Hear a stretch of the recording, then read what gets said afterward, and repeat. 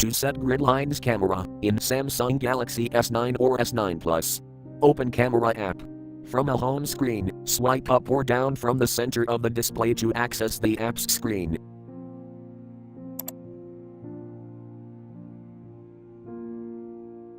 Tap Camera.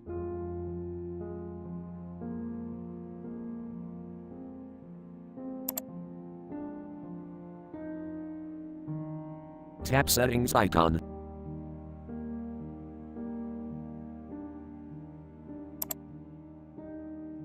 Scroll down.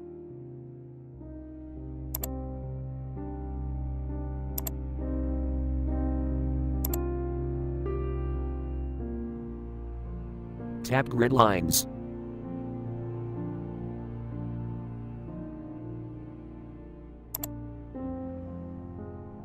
Select option you want. Off 3x3 or square.